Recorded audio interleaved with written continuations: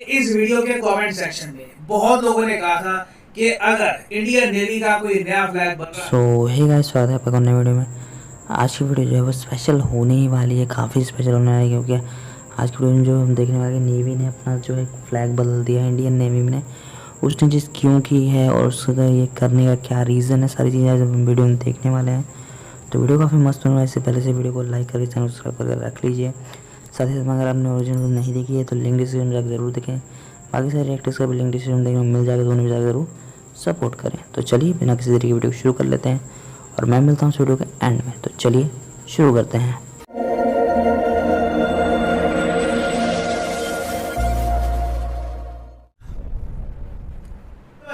World fair नव प्रशांत धवन नाव कितना अच्छा लगता है कि जब दिल की मनोकामना पूरी हो जाती है। आप सबको याद होगा मैंने कुछ दिन पहले ये वीडियो अपलोड करी थी कि इंडियन नेवी का जो फ्लैग है इसमें चेंजेस होने वाले हैं। एक बड़ा अंतर आपको दिखेगा इंडियन नेवी के फ्लैग में और ये चेंज आपको दिख जाएगा 2 सितंबर को। तो आज है 2 सितंबर और मुझे अच्छे से याद है कि इस वीडियो के कमेंट सेक्शन में बहुत लोगों ने कहा था कि अगर इंडियन नेवी का कोई नया फ्लैग बन रहा है ना तो उस फ्लैग पर छत्रपति शिवाजी महाराज का इम्पैक्ट देखना चाहिए। और मैं ये देख रहा था, ये डिमांड ऐसा नहीं है कि सिर्फ महाराष्ट्र के लोग कर रहे थे, चाहे कोई उत्तर प्रदेश का हो, कर्नाटका का हो, basically from everywhere all over India लोग चाहते थे कि छत्रपति शिवाजी महाराज का एक इम्पैक्ट दिखना चाहिए on the Indian naval flag. और अब हुआ भी यही है। सेंट जॉर्ज का जो क्रॉस था जो हमारे इंडियन नेवी के फ्लैग पर पहले था, ये रिमूव कर दिया गया है। अब नया इंडियन नेवी का फ्लैग ये आपके सामने है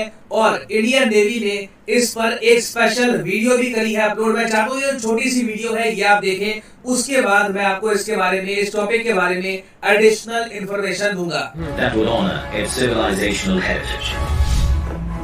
Over the years, India's naval ensign has undergone several changes and transformed on many occasions, shedding the last remnants of the colonial past. On 2nd September 2022, the Indian Navy adopts its new naval ensign. With the national flag on the upper canton and a blue octagonal shape encompassing the national emblem sitting atop an anchor, depicting steadfastness and superimposed on a shield with the Navy's motto, Sham No Varuna in Devanagari.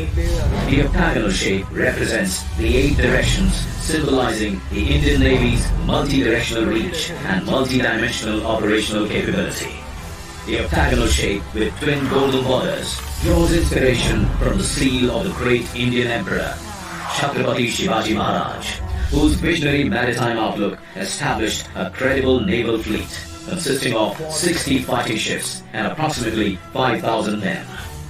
The rising Maratha naval power during Shivaji Maharaj's period was the first to secure the coastline against external aggression. तो जैसे आपने अभी video में देखा, जो हमारी navy का अब नया फ्लैग है, देखो इनसाइन वर्ड जो यूज किया जा रहा है ना आर्टिकल्स में हर जगह, इनसाइन का मतलब ही होता है नेवी के फ्लैग्स। ठीक है, इट इज वेरी सिंपल।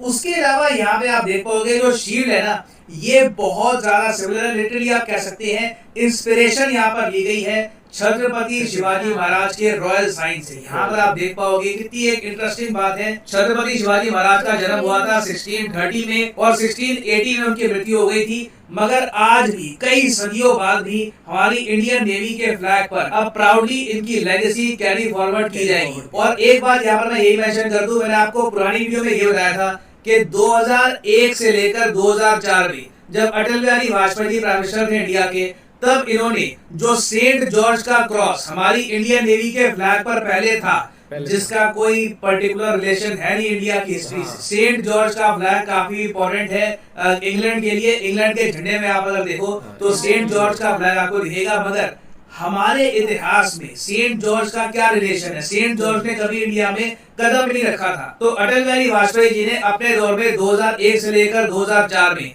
जब ये क्रॉस रिमूव करके ये इंडियन नेवी का जो फ्लैग है ये किया था इंट्रोड्यूस। आप देखोगे इस फ्लैग की जो झलक है ये भी हमको दिखती है नए फ्लैग में।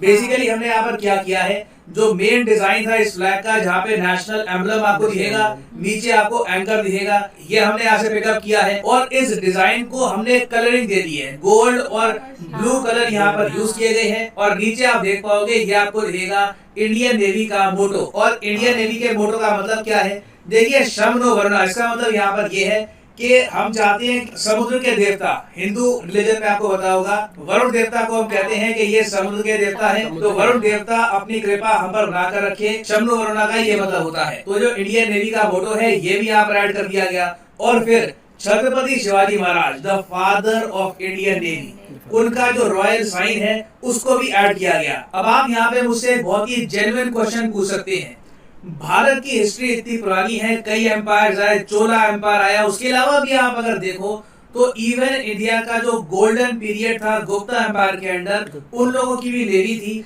तो हम छत्रपति शिवाजी महाराज को क्यों कहते हैं कि ये है actually father of the Indian navy? इसका जवाब मैं आपको दूंगा डायरेक्टली इंडियन नेवी के ऑफिशियल पेज से। नाउ इंडिया की जो मैरीटाइम हिस्ट्री है बहुत पुरानी है, आप अगर कई किताबें पढ़ोगे वहां पर तो ये भी कहा जाता है कि लोथल एक्चुअली दुनिया का पहला डीप वाटर डॉक था। अगेन इस पर काफी डिबेट है, मगर इंडिया की जो नेवल हिस्ट्री है ये आपको 3-4 हजार साल पुरानी मिलेगी। और फिर वैदिक एज में तो आप देखोगे कि ऋग्वेद में बहुत बार शिपिंग के बारे में लिखा हुआ है, नेवी की जो इंपॉर्टेंस है इसके बारे में काफी यहाँ पर बातें लिखी गई हैं। उसके बाद आप अगर आओगे इवन एम्परर अशोका के टाइम में इंडिया की एक नेवी हुआ करती थी। अगेन मैं सारी जानकारी आपको इंडियन नेवी के ऑफिशियल पेज से दे रहा हूँ। उसके बाद इवन गुप्ता डायनेस्टी के अंडर भी हमारी नेवी थी। सदर्न डायनेस्टी के बारे में आपको पता ही होगा, द ग्रेट चोला एम्पायर, जिनका इन्फ्लुएंस इतना फैल गया था कि एक बार को इंडोनेशिया, आज के समय जो सिंगापुर, मलेशिया, जो सारा रीजन है ये इंडिया के इन्फ्लुएंस में आ चुका था, इन एम्पायर्स के इन्फ्लुएंस में आ चुका था। मगर मैं यहाँ पे कहूंगा कि अब तक ना, जब हम यहाँ पे बात कर रहे हैं इन एम्पायर्स की, नेवी का यूज अटैक करने के लिए ना के बराबर होता था। नेवी में बेसिकली हम क्या करते थे, या तो ट्रैवल करते थे या फिर अगर मान लो बड़ी संख्या में आपको सोल्जर्स ट्रांसपोर्ट करने, तो वहां पर नेवी का यूज किया जाता था। और इंडियन नेवी में आप कह सकते हैं ट्रू सेंस में मॉडर्नाइजेशन लेके आए थे छत्रपति शिवाजी महाराज। इन्होंने बहुत ही अर्ली टाइम में ये समझ लिया था कि इंडिया के आसपास अब नेवल पावर्स इकट्ठा हो रही है, ग्रेट ब्रिटेन हो चाहे या फिर even Portugal, even the French navy, इन सब एम्पायर्स को देखकर शिवाजी महाराज ने ये डिसाइड कर दिया कि मराठा एम्पायर की नेवी को ये स्ट्रॉन्ग बनाएंगे। और इनके टेन्योर में देखा गया कि पहली बार एक इंडियन एम्पायर के पास एक स्ट्रॉन्ग नेवी, जिसके पास कैनन्स थे जो लिटरली किसी और नेवी को बुरी तरीके से डैमेज कर सकती है। और यहाँ पे आप देख पाओगे उस टाइम मराठा एम्पायर ने टोटल 500 शिप्स की एक फिरोशियस नेवी बना दी थी। हालांकि मैं ये कहूंगा कि जो यूरोपियन नेवी थी उसके कंपैरिजन में मराठा नेवी की जो शिप्स थी काफी छोटी थी, मगर अपने आप में ये एक बहुत ही इनोवेटिव आइडिया था कि इंडिया को भी एक प्रॉपर नेवी डेवलप करनी चाहिए। अनफॉर्चुनेटली मैं ये कहूंगा, अनफॉर्चुनेट बात यहाँ पर ये हो गई कि शिवाजी महाराज की जब डेथ हुई 1680 में, ये बात क्लियरली इंडियन नेवी के पेज में आपको मिल जाएगी कि after the death of Shivaji in 1680 the Maratha navy became weak. Shivaji Maharaj के बाद जो बाकी पेशवाए, उन्होंने कभी नेवी की इंपॉर्टेंस इतनी समझी नहीं। मेरे हिसाब से अगर मराठा एम्पायर अपनी नेवी स्ट्रॉन्ग रखता तो ब्रिटिश एम्पायर जिस तरीके से हावी हो गया था मराठा एम्पायर पर, उस तरीके से ये डोमिनेट ना कर पाते। और उसके अलावा Maratha empire through its navy expand कर सकता था अरेबियन पेनिनसुला में और जगह। ये आप कह सकते हैं बहुत ही बड़ी चूक हो गई थी। और इसलिए बहुत ही इंपॉर्टेंट है कि जब हम अपनी नेवी का फ्लैग देखें तो वहां पर छत्रपति शिवाजी महाराज की छाप होनी चाहिए, क्योंकि ये हमको रिमाइंड करवाती है अपने सुनहरे इतिहास के बारे में। उसके अलावा हमें इससे यही पता लगता है कि इंडियन ओशन में अपना दबदबा बनाकर रखना कितना इम्पोर्टेंट है। अगर ये अपॉर्चुनिटी हमने खो दी तो लॉन्ग टर्म में इससे हमको ही लॉस होगा एज ए नेशन। और उस सब के बियॉन्ड आप अगर देखो तो पहली बार है जब हम लोग इंडियन नेवी के फ्लैग को देख करना एक आप कह सकते हैं सेंस ऑफ रिजेम्बलेंस महसूस कर सकते हैं कि हाँ, यहाँ पे जो लोगो है ये हमारे अतीत से जुड़ा हुआ है। और ये बात हमारे देश के पीएम ने भी कही है कि अब तक भारतीय सेना के ध्वज पर गुलामी की पहचान बनी हुई थी। ये बात ओपनली की हमारे पीएम ने, पीएम ऑफिस की ट्वीट है। और आगे ये कहते हैं, लेकिन अब आज से छत्रपति शिवाजी से प्रेरित नौसेना का नया ध्वज समुद्र और आसमान में लहराएगा। और ये बहुत ही अजीब बात है कि ये करने में हमको 75 इयर्स लग गए। साउथ एशिया में बाकी आप देश देखोगे, श्रीलंका, पाकिस्तान, मालदीव्स, वहां पर किसी की भी देवी के झंडे पे आपको आज भी कोई क्रॉस दिखेगा नहीं। तो ये आप कह लीजिए लिटरली गुलामी की निशानी थी, that we have finally remove. अब देखना इंटरेस्टिंगली यहाँ पर ये होगा, अटल बिहारी वाजपेयी जी के दौर पे ये झंडा आया, बाद में देखा गया कि 2004 में झंडा फिर से चेंज कर दिया गया। अब देखिए जो ये नया फ्लैग आया है, कल को अगर मान लीजिए कोई नई गवर्नमेंट फॉर्म होती है इंडिया में, कोलिशन गवर्नमेंट आती है, तो क्या फिर से ये फ्लैग को चेंज करेंगे या नहीं करेंगे ये देखना होगा। बट अभी के लिए मैं यहाँ पे आपसे पूछना चाहूंगा आपका ओपिनियन कि इंडियन नेवी का जो नया फ्लैग है क्या आपको पसंद आया है, क्या आपको ये अच्छा लगा है, या फिर आप इसमें और कुछ एडिशन चाहते थे? लिखिएगा इसके बारे में कमेंट सेक्शन में, मैं जेन्युइनली जानना चाहूंगा आपका ओपिनियन। और फाइनली यहाँ पे मैं आपसे क्वेश्चन ही पूछूंगा। क्वेश्चन यहाँ पर ये है कि भारतीय नौसेना इसमें से किस युद्ध अभ्यास में पार्टिसिपेट नहीं करने वाली। इस टॉपिक पर मैंने एक वीडियो भी अपलोड करी थी, तो बहुत ही आराम से इसका आंसर आपको देना चाहिए। ये है यहाँ पे आपकी ऑप्शन, वॉस्टॉक 2022, वरुण 2022, समुद्र शक्ति, या फिर नन ऑफ दी अबव।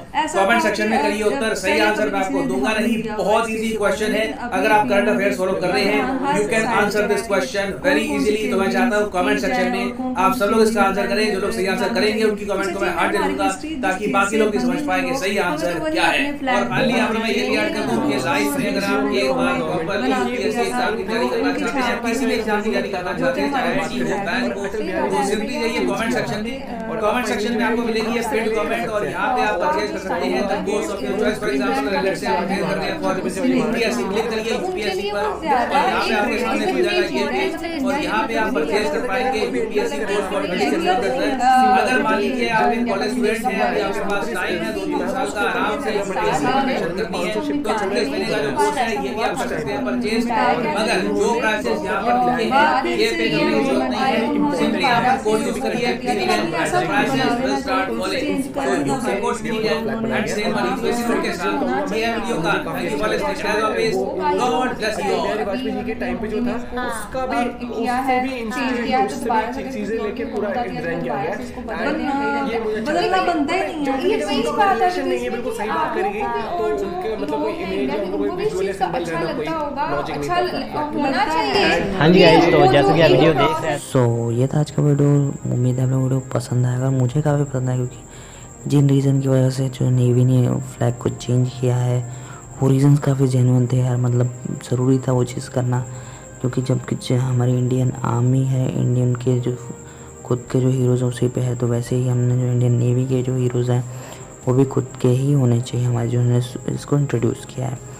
तो काफ़ी अच्छा काम किया है, मुझे तो गर्व होता है ऐसी चीज़ों पे। तो अगर आपको भी गर्व है तो प्लीज़ वीडियो को लाइक कर देना, चैनल को सब्सक्राइब कर देना, और जाते बेल आइकन जरूर दबाना, ताकि जब भी कोई नई वीडियो सबसे नोटिफिकेशन आपके पास पहुँच सके। तो चलिए आज के लिए इतने रखते हैं। अगर आप मुझे सपोर्ट करना चाहते हैं, जो आपके ऊपर वीडियो दिख रही हैं, आप वो वीडियोस देख सकते हैं और मुझे सपोर्ट कर सकते हैं। तो चलिए bye, take care and thanks for watching.